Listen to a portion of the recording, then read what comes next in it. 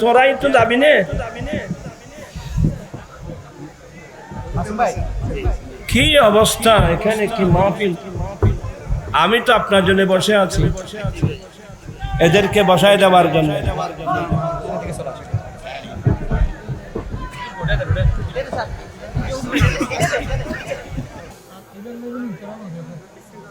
যাই হোক, আলহামদুলিল্লাহ, আল্লাহর বড় শুকর, বাংলার জমিনে আমরা সমস্ত সুন্নি জনতা আমরা ঐক্যবদ্ধ আছি তো? দুই হাত উঠায় বললাম, ঐক্য আছি তো? আমরা ঐক্য আছি।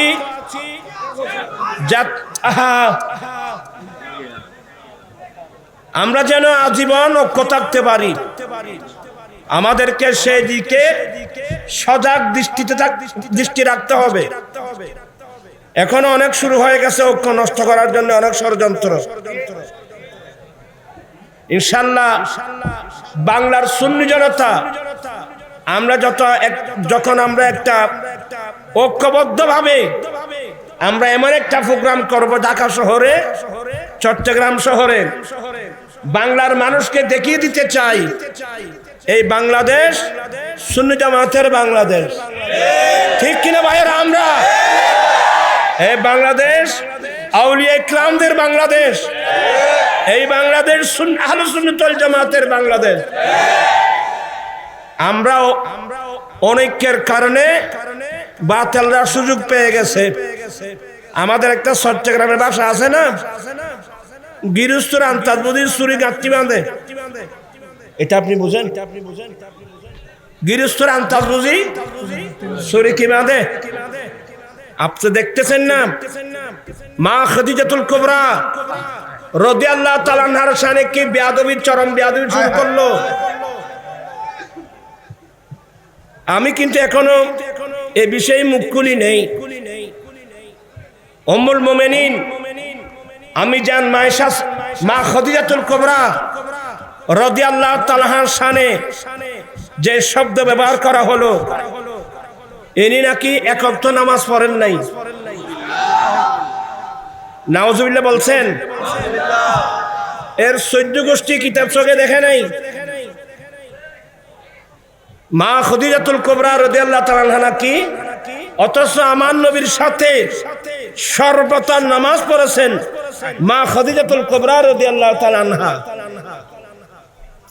এরা তো বেকুম মৌলবী, এরা মনে করছে যে নামাজ ফরজ হয়েছে মেরাজের রাত্রে। মা খাদিজাতুল কুবরা তো অনেক আগে ইন্তেকাল করেছেন, কিন্তু এই তো মসলাগুলো জানে না। আমার আলা হযরত মুজাদ্দিদ দ্বীন মিল্লাত ইমাম আহমদ রাজা ফাজলে বেরলভী রাহমাতুল্লাহ আলাইহি ফতোয়ায়ে রাজবিয়ার ভিতর এমন একটা কিতাব লিখছেন যে মেরাজের আগে, মেরাজের রাত্রে নামাজ ফরজ হওয়ার আগেও আমার নবী এবং নবীর অনুসারীদের উপর নামাজ ছিল। এই প্রথম নামাজ পড়েছেন আমার নবীর উপর। আমার নবীর উপর যখন ওহী আসলো, ওহী আসার সাথে সাথে, ওহী আসার পরে জিবরিল নিজের নুরানি পা মেরে জমিন ফেটে পানি উঠছে, সে পানি দিয়ে প্রথমে জিবরিল উযু বানিয়েছেন। জিবরিল উযু বানিয়েছেন, এরপর আমার রাসূল উযু বানিয়েছেন, এরপর আমার রাসূল জিবরিলের সঙ্গে নামাজ আদায় করেছেন। দিন ছিল সোমবার। আমার নবীর দিনের প্রাথমিক সময়ে আমার রাসূল নামাজ পড়েছেন। বিকেল বেলায় আমাদের আম্মি জান মা খাদিজাতুল কুবরা রাদিয়াল্লাহু তাআলা আনহা নবী যখন এই কথাগুলো বললেন, বলে ইয়া রাসূলুল্লাহ, আমাকে একটু উযু বানানো শিখিয়ে দেন না। আমার নবী আমাদের আম্মি জানকে উযু বানানো শিখিয়ে দিলেন। উযু বানিয়ে মা খাদিজাতুল কুবরা রাদিয়াল্লাহু তাআলা আনহা নামাজ আদায় করলেন সোমবার বিকেল বেলায়। তারপরের দিন মঙ্গলবার মাওলা আলী শের খুদা নামাজ আদায় করেছেন। সুবহানাল্লাহ। আমি কয়টা হাদিস নকল করছি জানেন? আমার নকল করতে হবে না, আমার আলা হযরত যে কিতাব লিখছে, জামানুত তাজ ফি সালাতে ক্বাবলাল মিরাজ, এই নামের উপর বিরাট কিতাব লিখছেন আলা হযরত। এই মৌলবী যারা আজকে মাঠে ময়দানে দৌড়াদৌড়ি করতেছে, এদের কাছে তো কিতাব সম্বন্ধে কোনো আইডিয়া নেই। সেই কিভাবে বললো মা খদিজা এক ওয়াক্ত নামাজও পড়ে নাই? এটা তো মা খদিজাতুল কুবরার উপর একটা মিথ্যা তহমত, একটা মিথ্যা অপবাদ। এগুলো এই সমস্ত বেআকল মৌলবী, এরা বলে আর জামাত করে। আমি বলবো এ ধরনের বল যদি জামাত ইসলামে থাকে, জামাত ইসলাম দিন দুপুরে ডুবে যাবে। এদেরকে এই সমস্ত মৌলবীদেরকে খান ধরে জামাত থেকে বের করে দাও, আমরা তোমাদের জামাত এই ময়দানের মধ্যে ডুবে যাবে। আর সে কিভাবে বলল? সে নামাজও পড়ে নাই, রোজা রাখে নাই। তো কত বড় পাগলের ছেলে! রোজা তখন কি ফরজ হয়েছিল? রোজা ফরজ হয়েছে দ্বিতীয় হিজরিতে। এ বেআকল মৌলবী জানেও না, উনি কেন রোজা রাখবেন? তখন কি রোজা ফরজ হয়েছিল? ফরদা ফরজ হয়েছিল? ফরদ করে নাই। আর ফরদা করবে কেন? তখন তো ফরদা ফরজ হয় নাই। এরপরে তো আমার নবীর স্ত্রীরা পর্দা করতেন। এগুলো আমি কোরআন শরীফ থেকে বললে আশ্চর্য হয়ে যাবেন।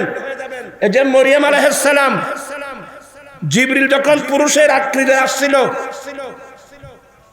আল্লাহর হুকুম পরীক্ষা করার জন্য, মরিয়ম ডাক দিলেন, এই মানুষ সাবধান, আমি তোমার কাছ থেকে আল্লাহর কাছে ভাড়া চাই, আমার দিকে এক কদম দিবা না। তাহলে এদের মধ্যে তো পর্দার আইন না আসলেও এদের মধ্যে তো মহিলাদের মধ্যে পর্দার গুণাবলী ওনার মধ্যে থাকবে। পর্দাও করে নাই। কথা কি এভাবে বলে? আম্মি জানের বিষয়ে, নবীর স্ত্রীর বিষয়ে, আম্মি জান বিষয়ে কথা এভাবে বলে? তা আমি একদিন ওই লাইভে আসবো এই বিষয়গুলো নিয়ে, এখন আসি নাই, এদের তামাশা দেখতেছি আমি শুধুমাত্র। ওটা আলা হযরত গোটা একটা কিতাব লিখে দিয়েছেন। মা খদিজাতুল কুবরা আমার নবীর সঙ্গে নামাজ পড়ছেন, এটাও তো একটা দুটা হাদিস না। হ্যাঁ, ওই মেরাজ রাত্রে নামাজ যেটা ফরজ, তখন কিন্তু মা খদিজা ছিলেন না। উনি তো ওই নামাজ পড়ার কোনো প্রশ্নই আসে না। উনি তো এর আগে দুনিয়া থেকে গিয়েছেন, ইন্তেকাল করেছেন। মা খদিজাতুল কুবরা যখন ইন্তেকাল করেছেন, ওই সময় তো জানাজার পড়ারও কোনো বিধান ছিল না। নবীর বিবির সাথে কথা বলতে বলছে যাকাতও দেয় নাই।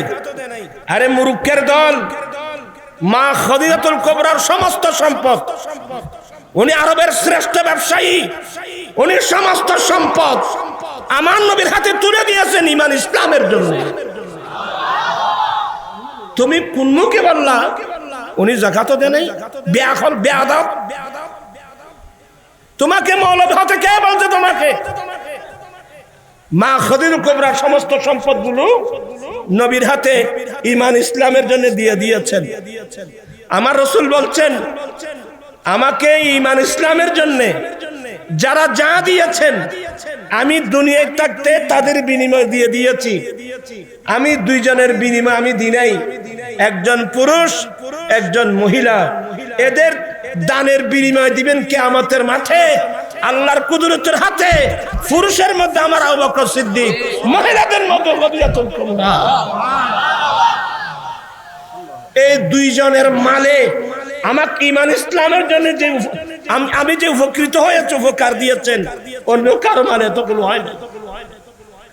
তো এগুলো বিষয়কে মোল্লা বলল কি? আমি জামাত ইসলামকে বলবো, এই ধরনের মৌলবী তোমাদের দলে থাকে, তোমরা এমনি তোমাদের তরিটা সমুদ্রের মধ্যে ডুবে যাবে। এই সমস্ত মোল্লাদেরকে খান ধরে এগুলো বের করে দাও। আলেমদের কথাবার্তা কোরআন হাদিস মোতাবেক হতে হবে, দলিল ভিত্তিক হতে হবে। আজকে পাবলিকের মধ্যে যে প্রতিক্রিয়া শুরু হয়ে গেছে, একে সবাই বেয়াদব বলতেছে।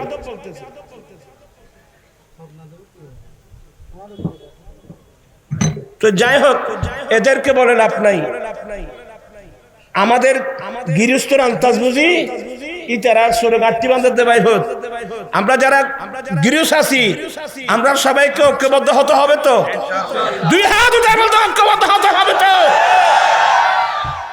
আল্লাহু আকবার।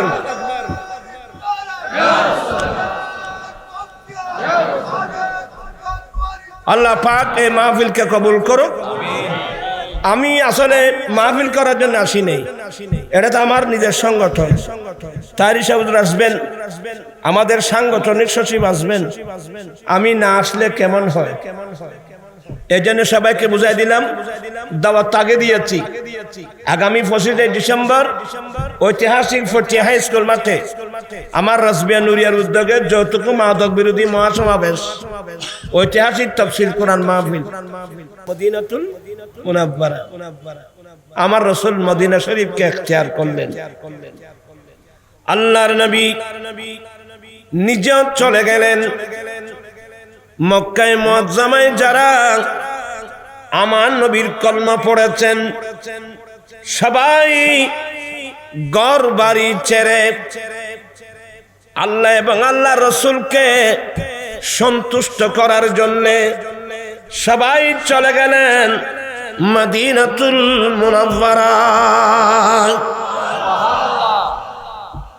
তো যিনি ইলমের শহর, যিনি জ্ঞানের শহর, যিনি বিজ্ঞানের ঘর, উনি যখন মদিনায় চলে গেলেন, এই সুবাদে মদিনাতুর রাসূল হয়ে গেল পৃথিবীর শ্রেষ্ঠ পাঠশালা, পৃথিবীর ইতিহাসের সর্বশ্রেষ্ঠ বিদ্যানিকেতন কি হয়ে গেল? মদিনাতুল মুনাওয়ারা। কারণ রাসূল তো এখন কোথায়? মদিনায়। আর মদিনাবাসী আমার নবীকে কিভাবে গ্রহণ করেছেন জানেন? আমার নবী কেন মদিনাকে গ্রহণ করলেন? আমার ভাইয়েরা, এখানে অনেক আলোচনা।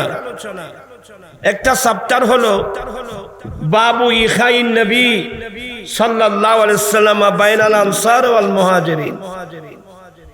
মদিনাবাসী তো নবীকে পাগল পারা, এমন পাগল, এমন দিওয়ানা। নবী যেখানে পাঠিয়েছিলেন এরা কিন্তু নবীকে চিনে নাই, নবীর সাথে বেয়াদবি করেছেন, নবীর উপর নির্যাতন চালিয়েছে। আর মদিনাবাসী নবীকে সাদরে গ্রহণ করেছেন। আর এখানে একটা ইতিহাস জেনে রাখবেন, আমার নবীর জন্য, আমার নবীর উপর যখন নির্যাতন স্টিমরোলার চালাচ্ছিল, আমার নবীর আপন চাচা আবু তালেব, আমার নবীর দাদা আমার নবীকে যার হাতে তুলে দিয়ে গিয়েছিল, বাবা আমি তো যাচ্ছি, মারা যাচ্ছি, আমার নাতিকে দুঃখে সুখে তুমি আমার নাতিকে দেখতে হবে। বলে বাবা আপনি চিন্তা করবেন না, আমি ওয়াদা দিচ্ছি।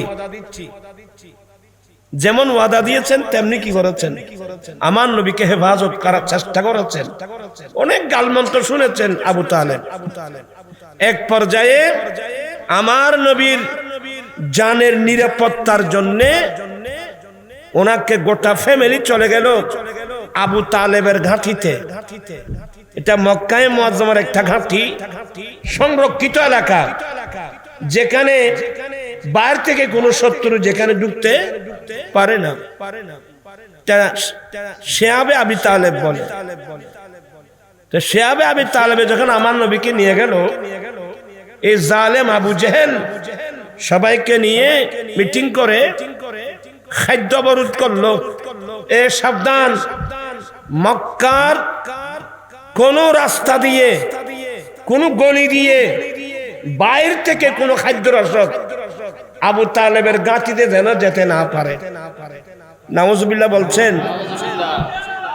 মুসলমানের বিরুদ্ধে খাদ্য অবরোধ করা, এগুলা কাফেরদের পুরানো চরিত্র, পুরানো স্বভাব।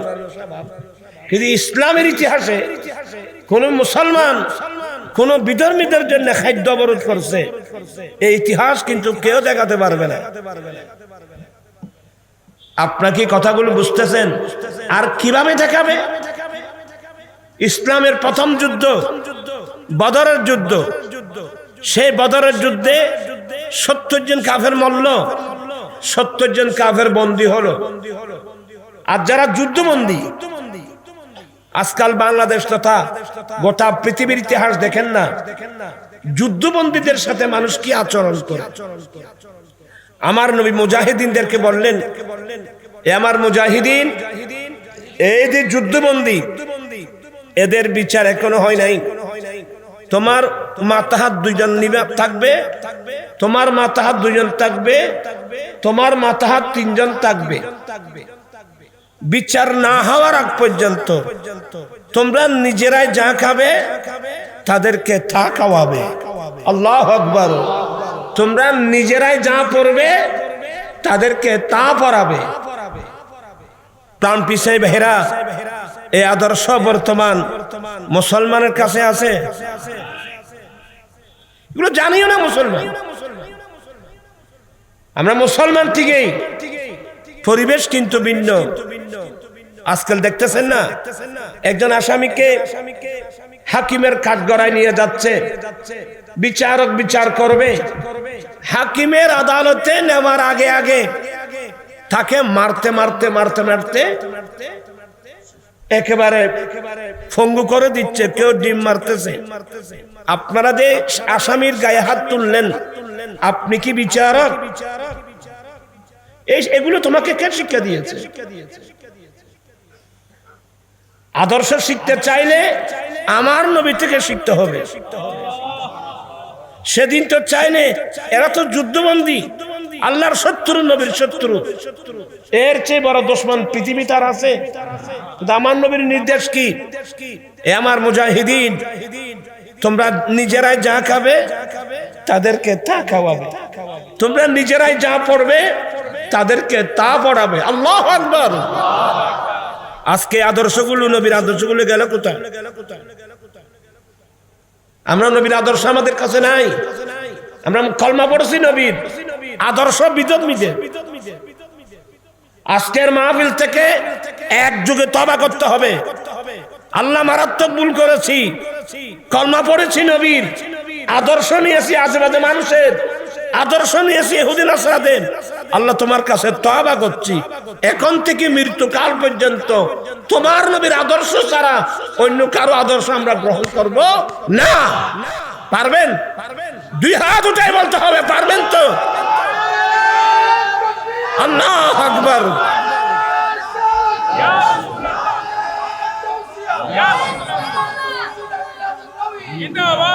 আমার জীবন মরণ সাজাবো মাদানী রঙে, আমার জীবন মরণ মাদানী, সেই রঙে রঙিন হলে আল্লাহ রাসূল থাকবে আমার সঙ্গে। আমার জীবন মরণ,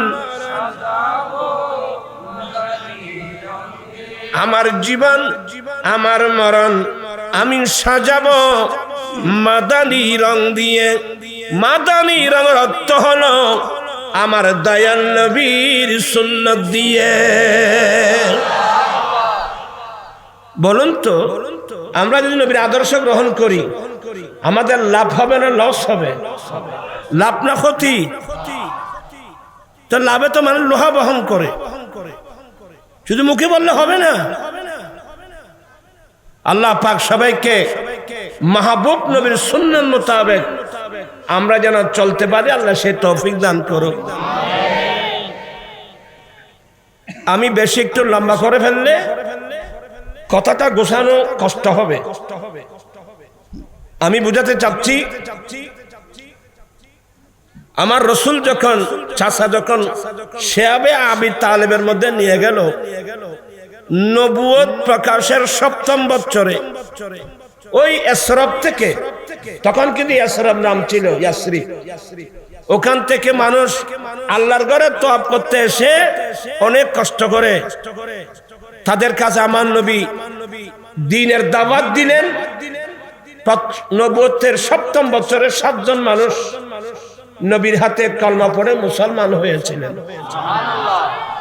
তারপর বছরে 12 জন, তারপরের বছরে 70-72 জন।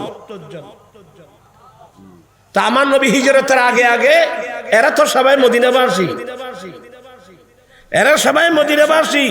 এরা নবীর হাতে বায়াত গ্রহণ করার পরে, কলমার পরে দাওয়াত দিয়েছিলেন, নবী গো, আল্লাহ যদি কোনোদিন এই জালেমদের নির্যাতন থেকে নিশ্চয়তা আল্লাহ মুক্ত করবেন, যদি সুযোগ হয় হুজুর আপনি আমাদের ইসরাবে আসবেন, আমরা জান মাল কোরবান করে আপনাকে সাহায্য করব।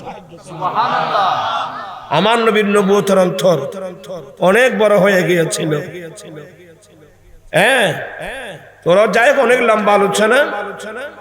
আমার নবী যখন সে মদিনাতুল মুনাওয়ারায় তাশরীফ নিয়ে গেলেন, মানুষ আনন্দে আত্মহারা, রাস্তার দুধারে মানুষ লাইন ধরছে, ইয়া রাসূলুল্লাহ আমাদের বাড়িতে আসেন না হুজুর।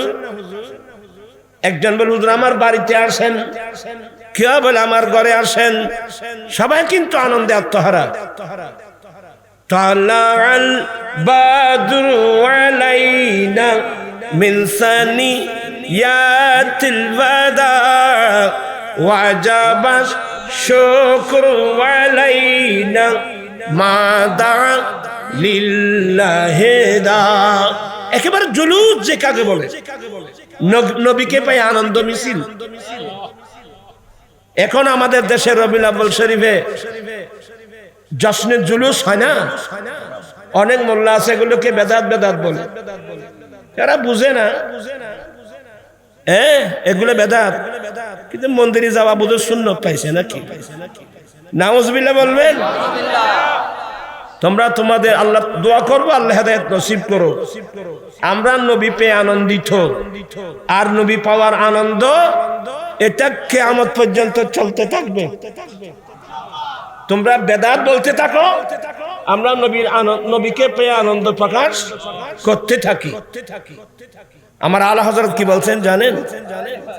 হাসরত কি ডালেঙ্গে হাম पैदाइश मौला का धूम, हसरत की डालेंगे हम पैदाइश मौला का धूम, मिस्ल फारस नजीदों के, मिस्ल फारस नजीदों के खिला गिराती जाएंगे। চিৎকার দিয়ে বলুন না সুবহানাল্লাহ।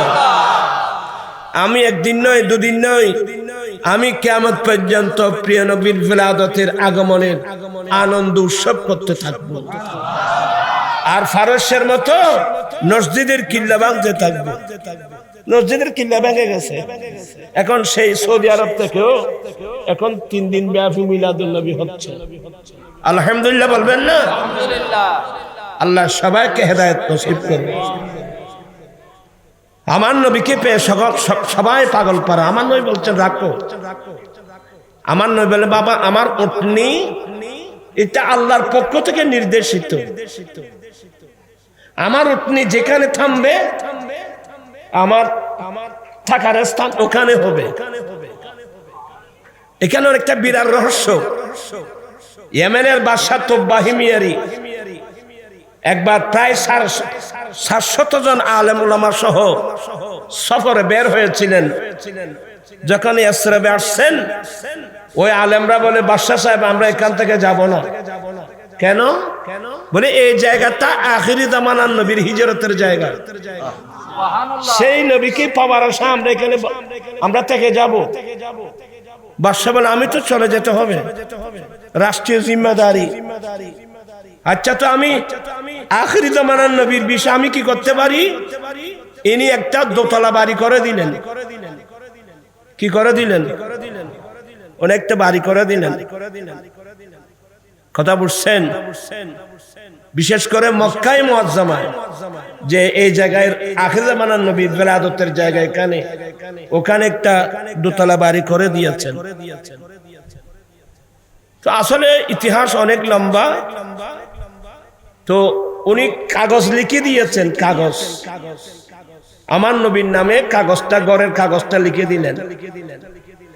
আলেমদের মধ্যে যিনি সবচেয়ে বড়, ওনার হাতে ডকুমেন্টটা দিলেন, আপনি আমার ডকুমেন্টটা নেন, আপনি দুনিয়ায় থাকতে নবী আসলে তো ভালো, যদি আপনি না পারেন আপনি যাওয়ার আগে আপনার ছেলেকে দিবেন, উনি ওনার ছেলেকে দিবে, উনি ওনার ছেলেকে দিবে, লাস্ট পর্যায়ে যেন আমার ঘরের ডকুমেন্টটা আমার দয়াল নবীর হাতে যেন পৌঁছে যায়। বিরল ভালোবাসা। এই ভালোবাসা কোথায় পাবেন বাবা?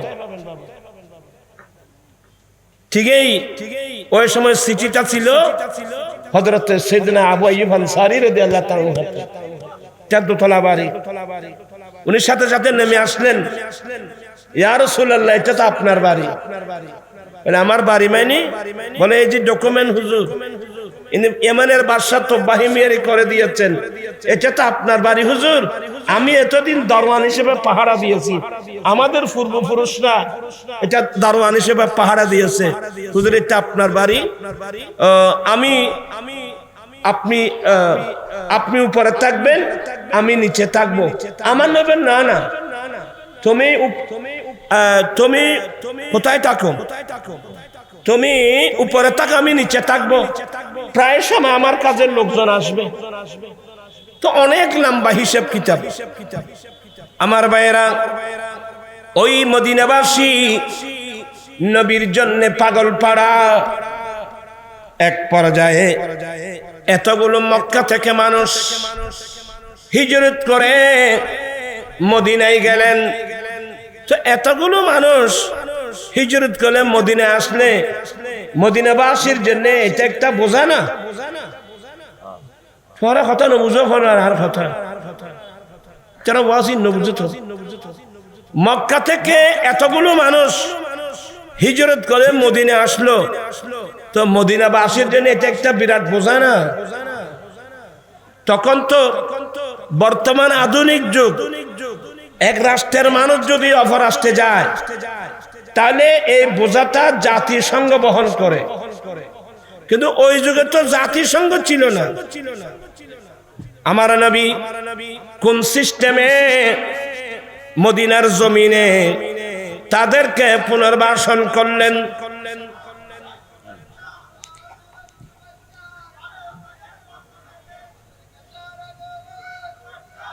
আচ্ছা, তকবীর মারহাবা হবে এখন। ওই আনন্দ আহা আনন্দ কই সব বলেন মারহাবা। এবার আর বাবু না পূর্ব 12 খান সব বলেন মারহাবা, আহলান সাহলান। পূর্ব 12 খান থেকে একটা বিরাট মিছিল মাহফিল আসছেন, মাহফিলের পক্ষ থেকে তাদেরকে ধন্যবাদ, মোবারকবাদ। আপনারা আমার কথার লাইনে আছেন। এখন আমার কাজ হলো ও মুফতি তাইরি সাহেব আসা পর্যন্ত আপনাদেরকে কোনো মতে বসায় রাখা। উনি আসা মাত্র আমার শেষ, কারণ আমি জানি যে আপনারা আসছেন কোন আমার ওয়াজ শোনার জন্য না।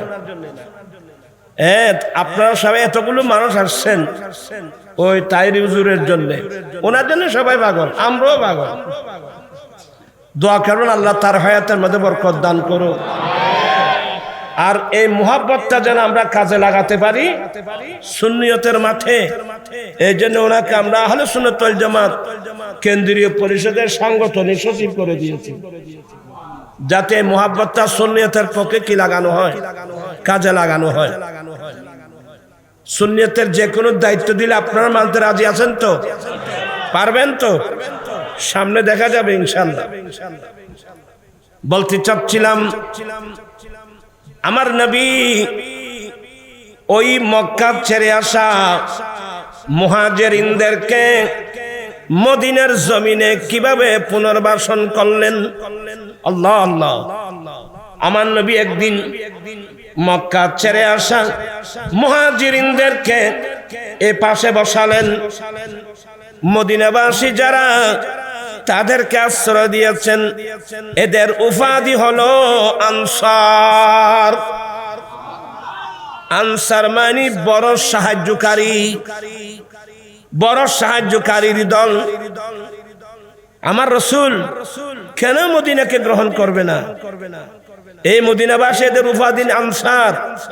বুখারী শরীফে বাব বানছেন হুব্বুল আনসার মিনাল ঈমান, মদিনার আনসারীদেরকে ভালোবাসা এটা ঈমানের অঙ্গ। কেন ভালোবাসবেন না? দেখেন আমার নবী বলেন, এ মদিনার অমুক আনসারী, লাব্বাইক রাসূলুল্লাহ, আজ থেকে আমি মক্কা ছেড়ে আসা এই মুহাজিরকে তোমার ভাই বানিয়ে দিলাম। ইয়া রাসূলুল্লাহ, আমি ভাই হিসেবে গ্রহণ করলাম। তার মানে আজ থেকে তার থাকা খাওয়া সবগুলো মদিনার আনসারীর মাথার উপর উঠাই দিয়েছেন। মদিনাবাসী নবীর অন্তর জয় করে ফেলছেন, আল্লাহর কুদরতের অন্তর জয় করে ফেলছেন। যাও ওইদিকে বসো, দুজনের কথা বলবো। আখা রাসূলুল্লাহ সাল্লাল্লাহু আলাইহি ওয়াসাল্লাম বাইনা সাদ ইবনে রবি ওয়া বাইনা আব্দুর রহমান ইবনে আওফ। মদিনার আনসারীদের সরদার সাদ ইবনে রবিকে ডাকলেন, এ সাদ এদিকে আসো। আসলেন, এ সাদ ইবনে রবি, আমি নবী আজ থেকে মক্কা ছেড়ে আসা এ মুহাজিরদের মধ্যে হযরত আব্দুর রহমান ইবনে আওফ ফরাসন বসে কখনো দিয়ে দেয় এবার আওয়াজ কিনল নি আয় বাজি মেজাজি মানুষ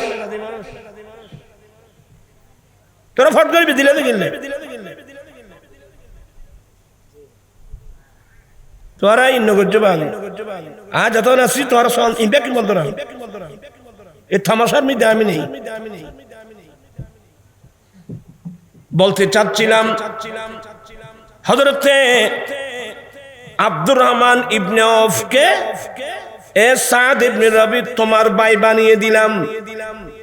হযরতে সাদ ইবনে রবি বলেন, ইয়া রাসূলুল্লাহ, আমি তাকে ভাই হিসেবে গ্রহণ করলাম। এগুলো কি মারফেটের ভাই?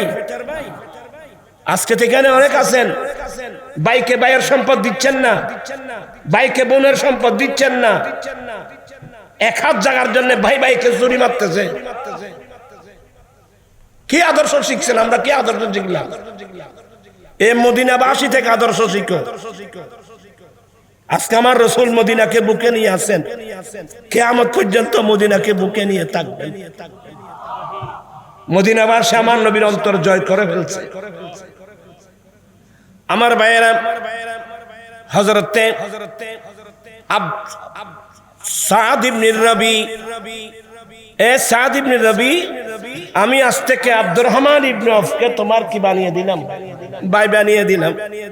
ইয়া রাসূলুল্লাহ, আমি ভাই হিসেবে গ্রহণ করলাম। যাও দিকে যাও। তো দুই ভাইয়ের গল্প শুনেন পিছনে বসে বসে।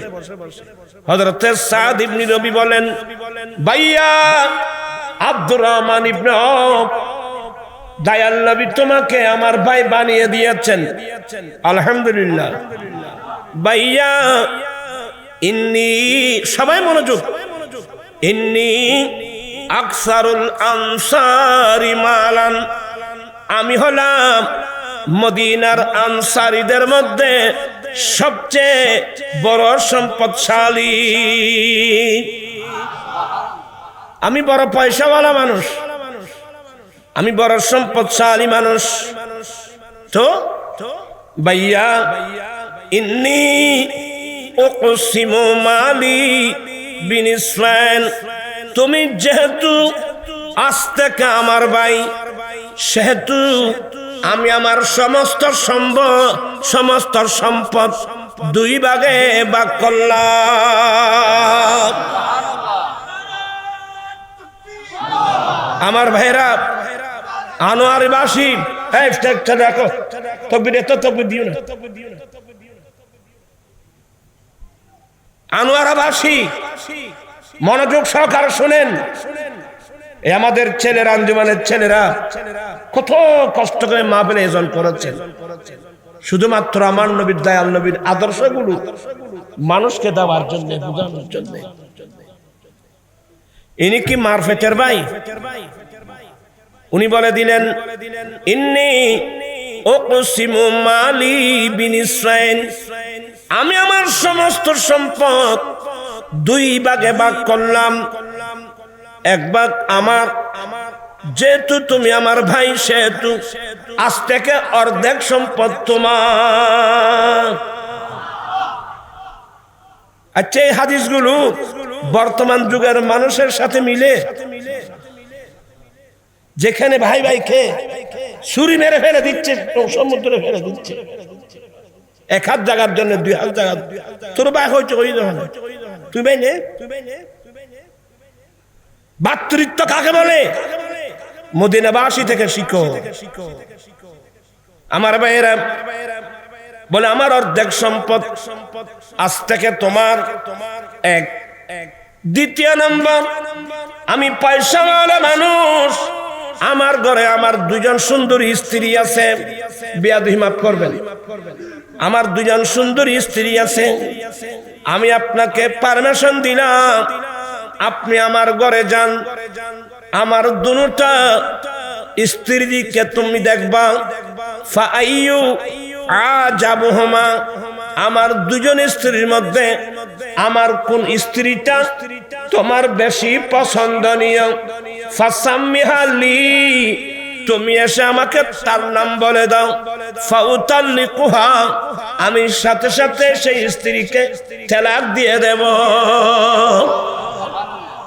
ফাইদান কাদাত ইদ্দাতুহা, তালাকের পরে ইদ্দত যখন শেষ হবে, এবার তুমি তাকে বিবাহ করে নাও।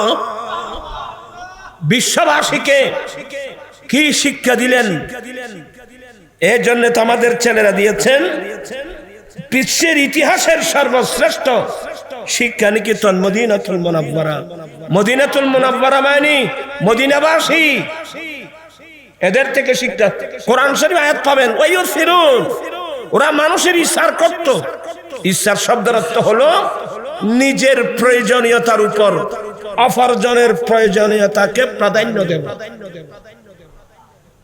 ওরা নিজে উপবাস থাকতেন, অপরকে খাওয়াতেন, যে আদর্শ আমার নবী থেকে শিখছেন। বিরক্ত হচ্ছেন আমার ভাইয়েরা? ইনি কি বললেন? ইনি তো বললেন যে আমার অর্ধেক সম্পদ তোমার, আমার একটা স্ত্রী যেটা তোমার পছন্দ হবে আমি তালাক দিয়ে ছেড়ে দেব। ইনি কি বললেন? এটার নাম আত্মমর্যাদা।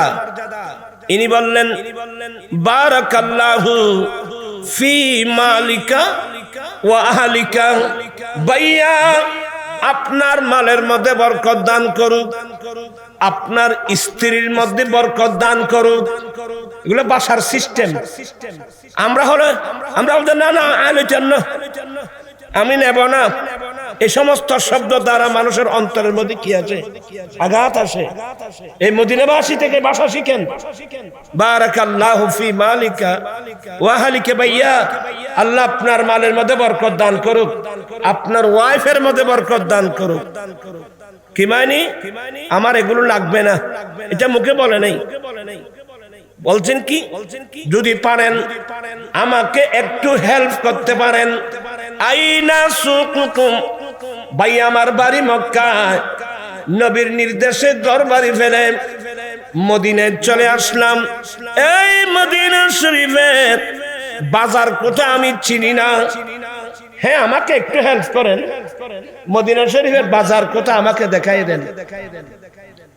এখানে একটা আমাদের শিক্ষা আছে। আজকাল যে আমাদের দেশে বিয়ে উপলক্ষে যৌতুক প্রথা, মানুষ কথায় কথায় যৌতুক চায়, এটা বিজ্ঞানীতি। কথা বলছেন দেখেন, এটা কোন নীতি?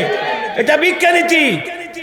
দেখেন আব্দুর রহমান ইবনে আওফকে সাদ ইবনে রবি অর্ধেক সম্পদ দেওয়ার কথা বলছেন, একজন স্ত্রী তালাক দিয়ে বিয়ে করানোর কথা বলছেন। ইনি কি নিয়েছেন? কথা বলছেন না কেন? ইনি কি নিয়েছেন? তা আপনারা বিয়ে উপলক্ষে বসে বড় যাত্রী কত ফার্নিচার কত, এগুলো বিজ্ঞানীতি। আপনার মধ্যে মানবতা নাই, এই স্বভাব পরিবর্তন করা দরকার আছে তো। কথা বলছেন এখানে দরকার আছে তো। আরে দুলাকে চিংড়ি মাছ না দেওয়ার কারণে বিয়ে ভেঙে যায়, ফুল ফার্নিচার না দেওয়ার কারণে বিয়ে ভেঙে যায়, গরুর মাংস কম হলে বিয়ে ভেঙে যায়। এগুলো কিসের স্বভাব বাবা? আমরা নবীর সামনে মুখ দেখাতে পারবো?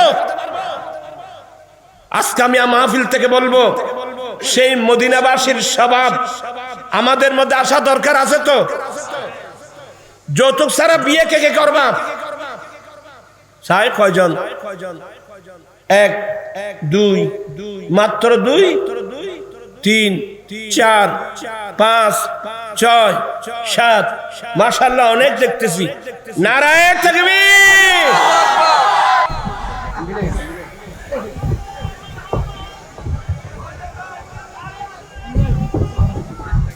তোরাই তো যাবি নে। কি অবস্থা এখানে, কি মাহফিল! আমি তো আপনার জন্য বসে আছি, এদেরকে বসায় দেওয়ার জন্য।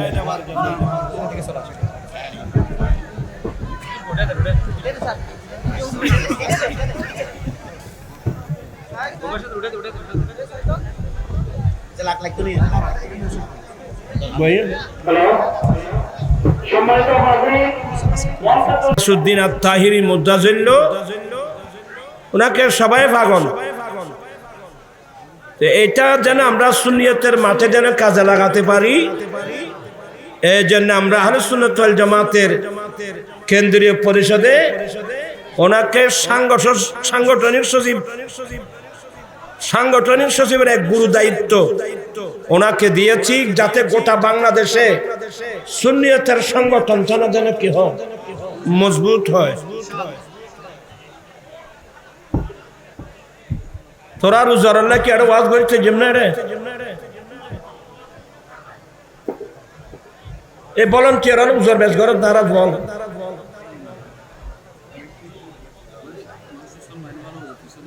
ওরে দু জায়গা খালি রেখে দেখিলে ইতারা তসাই ভলান্টিয়ার উদ্যোগ আছে না, কিন্তু উদ্যোগ আছে না ভলান্টিয়ার।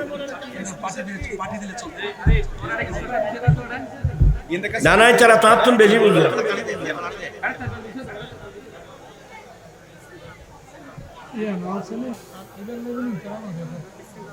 যাই হোক, আলহামদুলিল্লাহ, আল্লাহর বড় শুকর, বাংলার জমিনে আমরা সমস্ত সুন্নি জনতা আমরা ঐক্যবদ্ধ আছি তো। দুই হাত উঠে বললাম ঐক্য আছি তো। আমরা ঐক্য আছি,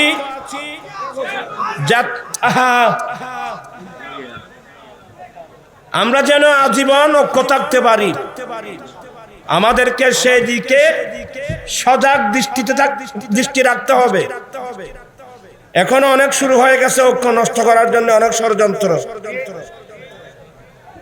ইনশাআল্লাহ বাংলার সুন্নি জনতা আমরা যখন আমরা একটা ঐক্যবদ্ধ ভাবে আমরা এমন একটা প্রোগ্রাম করব, ঢাকা শহরে, চট্টগ্রাম শহরে বাংলার মানুষকে দেখিয়ে দিতে চাই এই বাংলাদেশ সুন্নি জামাতের বাংলাদেশ।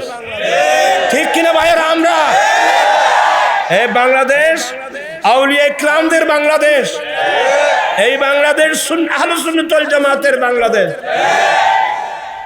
আমরাও অনেকের কারণে বাতিলরা সুযোগ পেয়ে গেছে।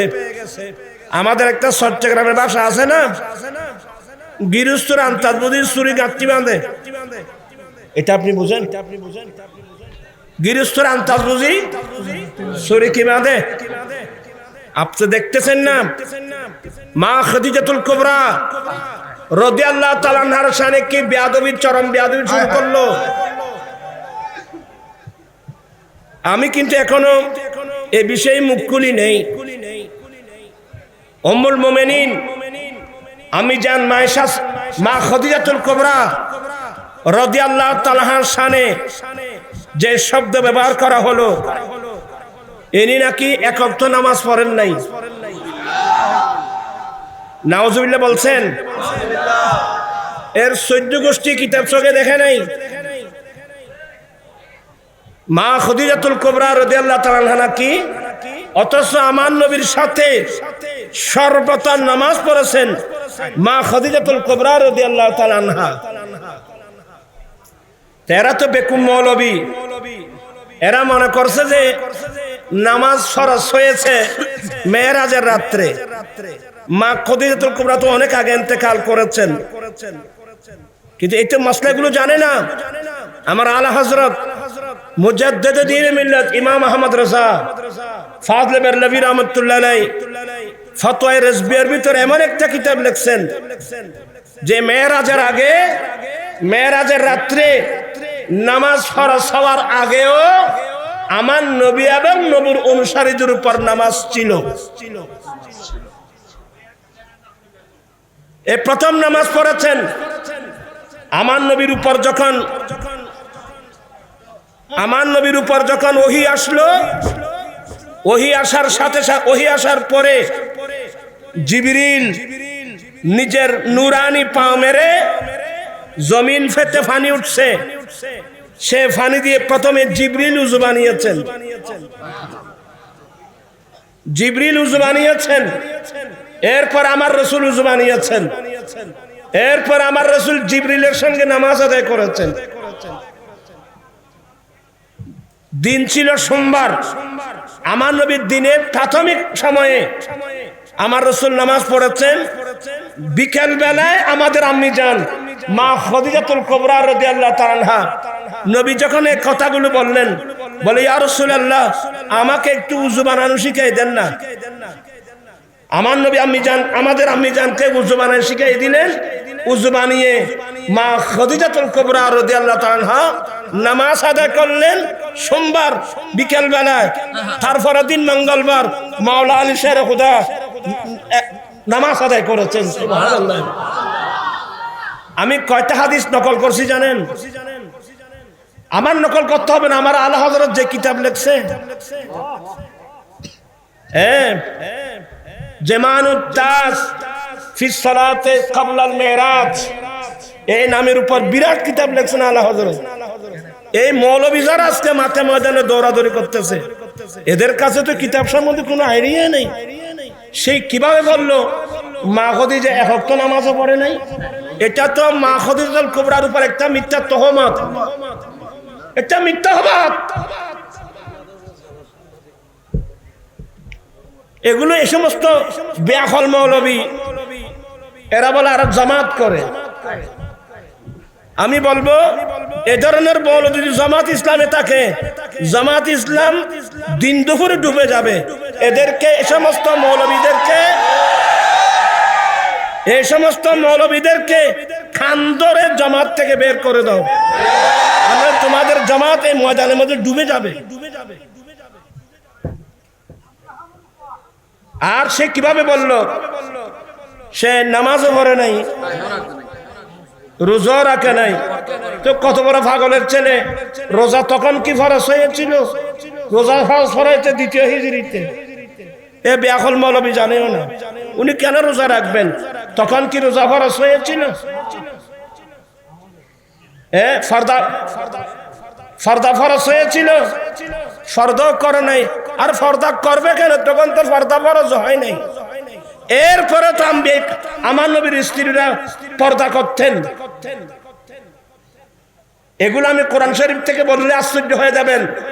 এই যে মরিয়ম আলাইহিস সালাম, জিবরিল যখন পুরুষের আকৃতিতে আসছিল আল্লাহর হুকুম পরীক্ষা করার জন্য, মরিয়ম ডাক দিলেন, এই মানুষ সাবধান, আমি তোমার কাছ থেকে আল্লাহর কাছে ভাড়া চাই, আমার দিকে এক কদম দিবা না। তাহলে এদের মধ্যে তো পর্দার আইন না আসলেও এদের মধ্যে তো মহিলাদের মধ্যে পর্দার গুণাবলী ওনার মধ্যে থাকবে। পর্দাও করে নাই। কথা কি এভাবে বলে? আম্মি জানের বিষয়ে, নবীর স্ত্রী বিষয়ে, আম্মি জান বিষয়ে কথা এভাবে বলে? তা আমি একদিন ওই লাইভে আসবো এই বিষয়গুলো নিয়ে, এখন আসি নাই, এদের তামাশা দেখতেছি আমি শুধুমাত্র। ওটা আলা হযরত গোটা একটা কিতাব লিখে দিয়েছেন। মা খাদিজাতুল কুবরা আমার নবীর সঙ্গে নামাজ পড়ছেন, এটাও তো একটা দুটা হাদিস না। হ্যাঁ, ওই মেরাজ রাত্রে নামাজ যেটা ফরজ, তখন কিন্তু মা খাদিজা ছিলেন না। উনি তো ওই নামাজ পড়ার কোনো প্রশ্নই আসে না। উনি তো এর আগে দুনিয়া থেকে গিয়েছেন, ইন্তেকাল করেছেন। মা খাদিজাতুল কুবরা যখন ইন্তেকাল করেছেন, ওই সময় তো জানাজার পড়ারও কোনো বিধান ছিল না। নবীর বিবির সাথে কথা বলতে এ বলছে যাকাতও দেয় নাই। আরে মুরুক্কের দল, মা খাদিজাতুল কুবরার সমস্ত সম্পদ, উনি আরবের শ্রেষ্ঠ ব্যবসায়ী, উনি সমস্ত সম্পদ আমার নবীর হাতে তুলে দিয়েছেন ঈমান ইসলামের জন্য। তুমি কোন মুখে বললা উনি যাকাতও দেয় নাই? বেআকল, বেয়াদব। তোমাকে মৌলভী হতে কে বলছে? তোমাকে মা খাদিজাতুল কুবরার সমস্ত সম্পদগুলো নবীর হাতে ঈমান ইসলামের জন্য দিয়ে দিয়েছেন। আমার রাসূল বলছেন, আমাকে ঈমান ইসলামের জন্য যারা যা দিয়েছেন আমি দুনিয়ায় থাকতে তাদের বিনিময় দিয়ে দিয়েছি। আমি দুইজনের বিনিময় আমি দিই নাই, একজন পুরুষ একজন মহিলা। এদের দানের বিনিময় দিবেন কিয়ামতের মাঠে আল্লাহর কুদরতের হাতে। পুরুষের মধ্যে আমার আবু বকর সিদ্দিক, মহিলাদের মধ্যে খাদিজাতুল কুবরা। এই দুইজনের মালে আমাকে ঈমান ইসলামের জন্য যে আমি যে উপকৃত হয়েছে, উপকার দিয়েছেন, অন্য কারো মানে এতগুলো হয় না। তো এগুলো বিষয়কে মোল্লা বলল কি? আমি জামাত ইসলামকে বলবো, এই ধরনের মৌলবী তোমাদের দলে থাকে, তোমরা এমনি তোমাদের তরিটা সমুদ্রের মধ্যে ডুবে যাবে। এই সমস্ত মোল্লাদেরকে খানদর এগুলো বের করে দাও। আলেমদের কথাবার্তা কোরআন হাদিস মোতাবেক হতে হবে, দলিল ভিত্তিক হতে হবে। আজকে পাবলিকের মধ্যে যে প্রতিক্রিয়া শুরু হয়ে গেছে, একে সবাই বেয়াদব বলতেছে।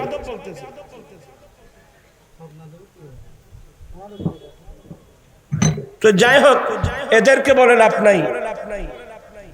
আমাদের গৃহস্থর আন্তাজ বুঝি ইতারা সরে গাঠি বাঁধাতে ভাই হোক। আমরা যারা গৃহস্থ আছি, আমরা সবাইকে ঐক্যবদ্ধ হতে হবে তো। দুই হাত উঠে বলতে ঐক্যবদ্ধ হতে হবে তো। আল্লাহু আকবার।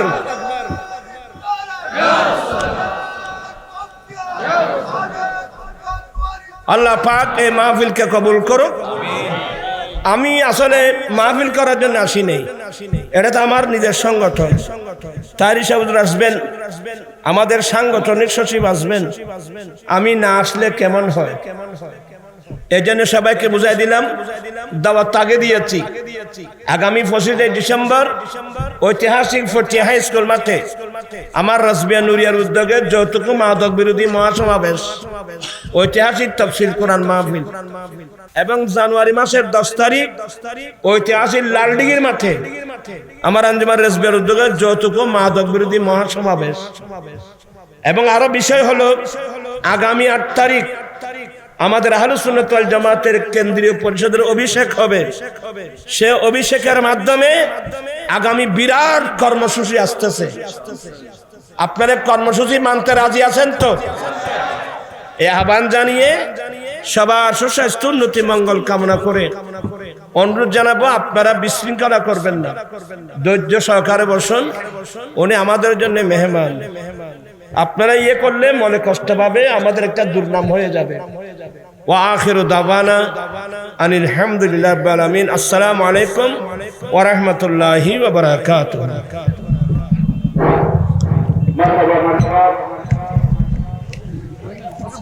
আলহামদুলিল্লাহ, এতক্ষণ পর্যন্ত নূরানি রূহানি ঈমানি তৌফিক পেশ করলেন আহলে সুন্নাত ওয়াল জামাতের মানবর নির্বাহী চেয়ারম্যান